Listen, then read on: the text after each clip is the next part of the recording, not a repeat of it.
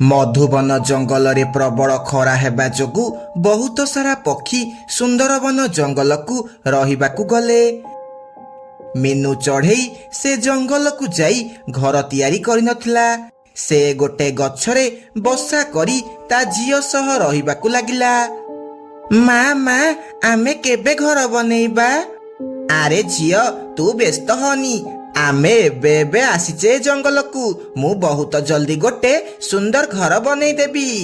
କିନ୍ତୁ ସେମାନେ ଜାଣିନଥିଲେ ଯେ ସେ ଜଙ୍ଗଲରେ ଗୋଟେ ମୁଣ୍ଡକଟା ଡାହାଣୀ ରହୁଛି, ଆଉ ସେ ପକ୍ଷୀମାନଙ୍କୁ ମାରି ଖାଇଦେଉଛି। ରାତିରେ ସେ ଡାହାଣୀ ପକ୍ଷୀମାନଙ୍କୁ ଖୋଜିବାକୁ ଲାଗେ। କାଳୁ ଆଉ ତା ଭାଇ ବି ସେ ଜଙ୍ଗଲକୁ ରହିବାକୁ ଆସିଥିଲେ। ସେମାନେ ଗୋଟେ ଗଛ ଉପରେ ବସି କଥା ହେଉଥିଲେ। ଆରେ ଟିଲୁ, ଏ ଜଙ୍ଗଲ ତ ବହୁତ ସୁନ୍ଦର ହେଇଛି। ଆମେ ଜଙ୍ଗଲରେ ଘର ବନେଇକି ବହୁତ ଭଲସେ ରହିପାରିବା। ହଁ କାଳୁ ଭାଇ, ମୁଁ କାଲି ସକାଳେ ଯାଇ ବହୁତ ସାରା କାଠ ଆଣିକି ଆସିବି। ତାପରେ ଆମେ ଗୋଟେ ଭଲ ଘର ତିଆରି କରିବା। ହଁ ଟିଲୁ, ଆଉ ଏ ଜଙ୍ଗଲରେ ପାଣିର କିଛି ବି ଅଭାବ ନାହିଁ। ଆମେ ବହୁତ ଆରାମସେ ରହିପାରିବା। ସେମାନେ ଏମିତି କଥା ହେଉଥିଲା ବେଳେ ସେ ମୁଣ୍ଡକଟା ଡାହାଣୀ ସେଠାକୁ ଆସିବାକୁ ଲାଗେ। କାଳୁ କାଉ ତାକୁ ଆସୁଥିବାର ଦେଖିଦିଏ। ଆରେ ବାପରେ, ଇଏ କାହାର ମୁଣ୍ଡ? ଆଉ ଇଏ ତ ଆମ ଆଡକୁ ଆସୁଛି। ଆରେ କାଳୁ ଭାଇ, ଇଏ ତ ଗୋଟେ ମୁଣ୍ଡକଟା ଡାହାଣୀ। ଚାଲ ଜଲ୍ଦି ଦୌଡ଼ିକି ପଳେଇବା, ନହେଲେ ଇଏ ଆମକୁ ଖାଇଦେବ। ଏହା କହି ସେମାନେ ଦୁଇ ଜଣ ସେଠାରୁ ଦୌଡ଼ିକି ଯିବାକୁ ଲାଗନ୍ତି। ସେ ଡାହାଣୀ ବି ସେମାନଙ୍କ ପିଛା କରିବାକୁ ଲାଗେ।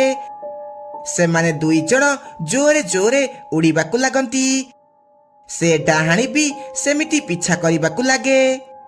ଟିଲୁ, ତୁ ଗୋଟେ କାମ କରେ, ତୁ ଘନ ଜଙ୍ଗଲ ଆଡକୁ ପଳା। ମୁଁ ଆରପଟ ଜଙ୍ଗଲ ଆଡେ ଉଡ଼ିକି ଯାଉଛି, ନହେଲେ ଡାହାଣୀ ଆମ ଦୁଇ ଜଣଙ୍କୁ ଏକା ସାଥିରେ ଖାଇଦେବ। ଏହା ଶୁଣି ଟିଲୁ ଘନ ଜଙ୍ଗଲ ଆଡେ ଚାଲିଯାଏ। କିନ୍ତୁ ସେ ଡାହାଣୀ କାଳୁର ପିଛା କରିବାକୁ ଲାଗେ। କାଳୁ ସିଧା ଯାଇ ମିନୁ ପାଖରେ ପହଞ୍ଚିଯାଏ, ଆଉ ତାକୁ ସବୁ କଥା କୁହେ। କଣ, ଏ ଜଙ୍ଗଲରେ ଡାହାଣୀ ରହୁଛି? ଏବେ ଆମେ କଣ କରିବା? କୁଆଡେ ଯିବା? ମୋ ଝିଅକୁ ନେଇ ମୁଁ କୁଆଡେ ଏବେ ଯିବି? ଶୁଣେ ମିନୁ, ବଣ୍ଟି ଗୋଟେ ମଜବୁତ ଘର ବନେଇଛି। ଚାଲେ ଆମେ ସକାଳ ହେବା ଯାଏ ତା ଘର ଭିତରେ ରହିବା। ହେ ଭଗବାନ, ସେ ଡାହାଣୀ ତ ଆମ ଆଡକୁ ଆସିଲାଣି। ଜଲ୍ଦି ଏଠୁ ଚାଲେ। ଏହା କହି କାଳୁ ଜୋରେ ଉଡ଼ିକି ସେଠାରୁ ପଳାଏ। ସେ ଡାହାଣୀ ସିଧା ଆସି ମିନୁ ପାଖରେ ପହଞ୍ଚିଯାଏ। ଚଢ଼େଇ, ଏ ଚଢ଼େଇ, ମତେ ମୋ ଶରୀର ଆଣିକି ଦେ, ନହେଲେ ମୁଁ ତତେ ଆଉ ତୋ ଝିଅକୁ ଚୋବେଇ ଚୋବେଇ ଖାଇଦେବି। ଇଏ ତୁ କଣ କହୁଛୁ? ମୁଁ କେମିତି ଜାଣିଲି ତୋ ଶରୀର କୋଉଠି ଅଛି? ସେ ସବୁ ମୁଁ କିଛି ବି ଜାଣିନି। ମତେ ମୋ ଶରୀର ଯୋଉଠୁ ହେଲେ ଆଣିକି ଦେ, ନହେଲେ ତୁ ଜାଣିଛୁ ମୁଁ ତୋର କଣ ଅବସ୍ଥା କରିବି। ଦୟାକରି ତୁ ଆମକୁ ଖାନି, ମୁଁ ଯୋଉଠୁ ହେଲେ ତୋ ଶରୀର ଆଣିକି ଦେବି। ଏହା କହି ମିନୁ ଚଢ଼େଇ ତା ସାଙ୍ଗମାନଙ୍କ ପାଖକୁ ଯିବାକୁ ଲାଗେ। ସେ ଡାହାଣୀ ବି ତା ପିଛା କରିବାକୁ ଲାଗେ। ମିନୁ ସିଧା ଯାଇ ବଣ୍ଟି ଘର ପାଖରେ ପହଞ୍ଚିଯାଏ। ବଣ୍ଟି ଭାଇ, ଜଲ୍ଦି କବାଟ ଖୋଲ, ଜଲ୍ଦି କବାଟ ଖୋଲ। ବଣ୍ଟି ମିନୁ ଆଉ ତା ଝିଅକୁ ଘର ଭିତରକୁ ନେଇଯାଏ। ଆରେ ମିନୁ, ଇଏ ତୁ କଣ କଲୁ? ତୁ ସେ ଡାହାଣୀକୁ ଏଠାକୁ କଣ ନେଇକି ଆସିଛୁ? ଏବେ ତ ସେ ଡାହାଣୀ ଆମ ସମସ୍ତଙ୍କୁ ଖାଇଦେବ। ଆରେ ସାଙ୍ଗମାନେ, ଆମକୁ ଏବେ ଡାହାଣୀର କିଛି ନା କିଛି କରିବାକୁ ପଡିବ, ନହେଲେ ଡାହାଣୀ ଆମ ସମସ୍ତଙ୍କୁ ଖାଇଦେବ। ହେଲେ ଆମେ କଣ କରିବା? ଆମେ ତ ସବୁ ପକ୍ଷୀ, ଆମେ ସେ ଡାହାଣୀକୁ କେମିତି ମାରିବା? ସାଙ୍ଗମାନେ, ତମେ ଚିନ୍ତା କରନି, ମୋ ପାଖରେ ଗୋଟେ ଭଲ ଆଇଡିଆ ଅଛି। ଆମେ ସେ ଡାହାଣୀକୁ ଭଲ ମଜା ଶିଖେଇ ପାରିବା। ଏହା କହି ମିନୁ ସେମାନଙ୍କୁ ତା ଆଇଡିଆ ବିଷୟରେ କୁହେ। ଆରେ ମିନୁ, ଇଏ ତ ବହୁତ ଭଲ ଆଇଡିଆ। ହଉ, ଆମେ ତାହେଲେ ଲୁସି ଆଉ ମୁଁ ମନ୍ଦିର ଯାଉଛୁ, ତୁ ଯାଇକି ସେ ଉପାୟ କରେ। ତାପରେ ମିନୁ, ବଣ୍ଟି, କାଳୁ ସେ ଡାହାଣୀକୁ ନେଇ ସେଠାରୁ ଯାଆନ୍ତି। ସେପଟେ ଲୁସି, ପିଙ୍କି ଆଉ ସବୁ ପିଲା ଯାଇ ମନ୍ଦିରରେ ପୂଜା କରିବାକୁ ଲାଗନ୍ତି। ତାପରେ ମିନୁ ସେ ଡାହାଣୀକୁ ନେଇ ଗୋଟେ ଗଛ କୋରଡ଼ ପାଖକୁ ଯାଏ। ଡାହାଣୀ ଦିଦି, ତମ ଶରୀର ଏ ଗଛ କୋରଡ଼ ଭିତରେ ଅଛି, ତମେ ଭିତରକୁ ଯାଇ ଦେଖ। ତାପରେ ଡାହାଣୀ ସେ ଗଛ କୋରଡ଼ ଭିତରକୁ ଯାଏ। ସେ ଯେମିତି ଯାଇଛି, କାଳୁ ଆଉ ବଣ୍ଟି ଯାଇ ଗୋଟେ ବଡ଼ ପଥର ଆଣନ୍ତି, ଆଉ ସେ ଗଛ କୋରଡ଼ ଆଗରେ ପକେଇ ଦିଅନ୍ତି। ଇଏ ତମେ ସବୁ ମୋ ସହ କଣ କରୁଛ? ୟା ଭିତରେ ତମ ଶରୀର ନାହିଁ। ଜଲ୍ଦି ମତେ ୟା ଭିତରୁ ବାହାର କର, ନହେଲେ ତମ ମାନଙ୍କୁ ମୁଁ ମାରିଦେବି। ଜଲ୍ଦି ମତେ ବାହାର କର। ସେତିକି ବେଳେ ଲୁସି ଆଉ ପିଙ୍କି ଗଙ୍ଗା ଜଳ ନେଇକି ଆସନ୍ତି, ଆଉ ସେ ଗଛ ଉପରେ ଢାଳି ଦିଅନ୍ତି। ଇଏ ମୋ ସହ କଣ ହେଉଛି?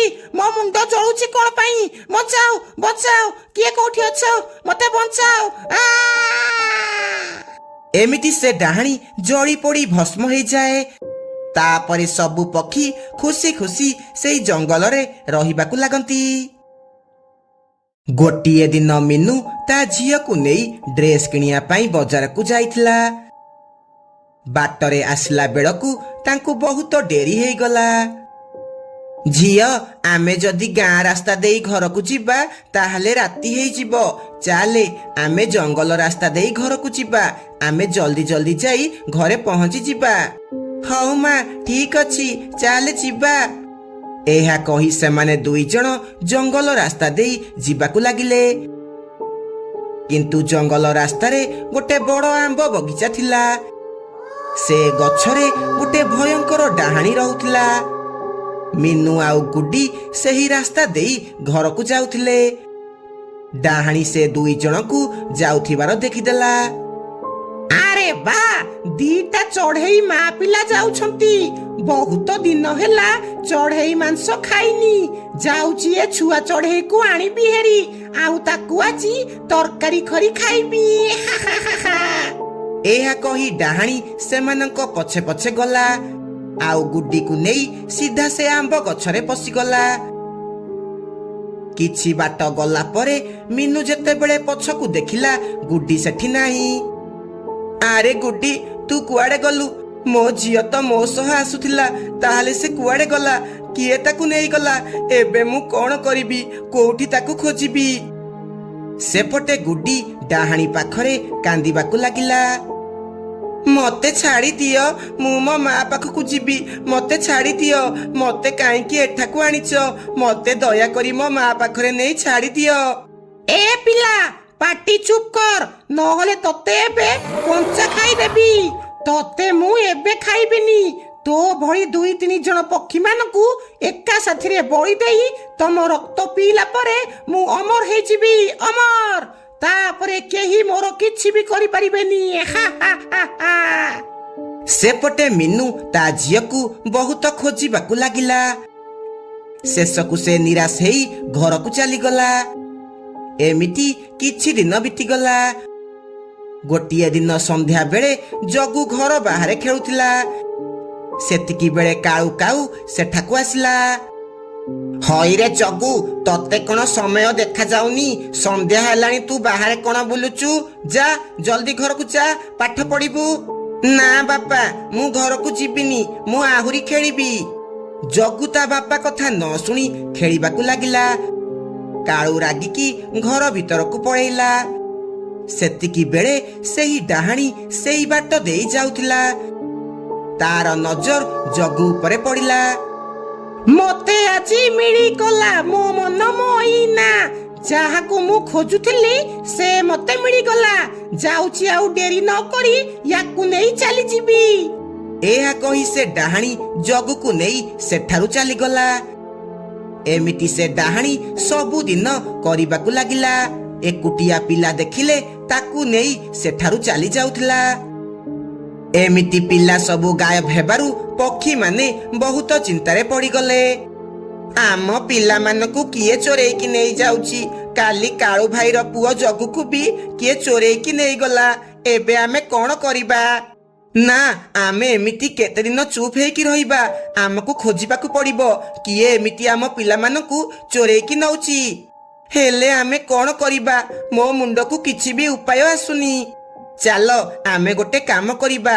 ଆମେ ଆଜି ରାତିରେ ବଣ୍ଟି ଘରେ ଲୁଚିକି ବସିବା, ଆଉ ଦେଖିବା କିଏ ଆମ ଜଙ୍ଗଲକୁ ଆସୁଛି। ଏମିତି କିଛି ସମୟ ପରେ ରାତି ହେଲା। ସବୁ ପକ୍ଷୀ ବଣ୍ଟି ଘରେ ଆସି ଜମା ହେଲେ। ଆରେ ଆସିଗଲ ସମସ୍ତେ। ହଉ, ଆମେ ଏବେ ଲୁଚିକି ଦେଖିବା କିଏ ଆସିକି ପିଲାମାନଙ୍କୁ ସବୁ ଚୋରେଇକି ନଉଛି। କିଛି ସମୟ ପରେ ସେ ଡାହାଣୀ ପିଲାମାନଙ୍କୁ ଖୋଜି ଖୋଜି ବଣ୍ଟି ଘର ପାଖକୁ ଆସିଲା। ଆରେ ଆଜି କଣ କେହି ବି ପିଲା ବାହାରେ ବୁଲୁ ନାହାନ୍ତି? ଏମିତି ହେଲେ ତ ବହୁତ ଅସୁବିଧା ହେଇଯିବ।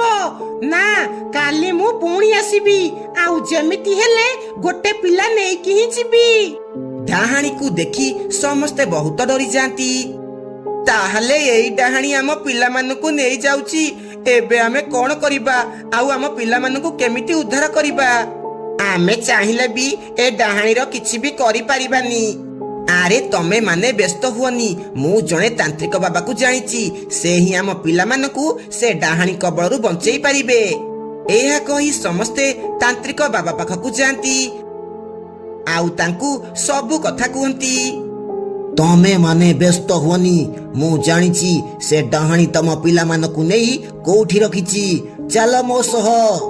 ତାପରେ ତାନ୍ତ୍ରିକ ବାବା ସେମାନଙ୍କୁ ନେଇ ଡାହାଣୀ ରହୁଥିବା ଆମ୍ବ ବଗିଚା ପାଖକୁ ନେଇକି ଯାଏ ଆଉ ସେଠି ଯାଇ ମନ୍ତ୍ର ପାଠ କରିବାକୁ ଲାଗେ। ମନ୍ତ୍ର ଶୁଣି ଡାହାଣୀ ଛଟପଟ ହେବାକୁ ଲାଗେ ଆଉ ସେ ଗଛ ବାହାରକୁ ଆସେ। ଏ ତାନ୍ତ୍ରିକ, ମନ୍ତ୍ର ପଢିବା ବନ୍ଦ କର, ମୋ ଦେହ କଣ ହେଇଯାଉଛି। ଏ ତାନ୍ତ୍ରିକ, ମନ୍ତ୍ର ପଢିବା ବନ୍ଦ କର। କିନ୍ତୁ ତାନ୍ତ୍ରିକ ମନ୍ତ୍ର ପଢିବା ବନ୍ଦ କରେ ନାହିଁ। ତାପରେ ସେ ଯଜ୍ଞ କୁଣ୍ଡରୁ ଗୋଟେ ଅଦୃଶ୍ୟ ଶକ୍ତି ବାହାରେ ଆଉ ଡାହାଣୀ ପଛରେ ଗୋଡେଇବାକୁ ଲାଗେ। ତାପରେ ଡାହାଣୀ ସେ ଜଙ୍ଗଲ ଛାଡି ସବୁଦିନ ପାଇଁ ଚାଲିଯାଏ। ତାପରେ ସବୁ ପକ୍ଷୀ ଖୁସି ଖୁସି ନିଜ ପିଲାମାନଙ୍କ ସହ ଘରକୁ ଫେରନ୍ତି।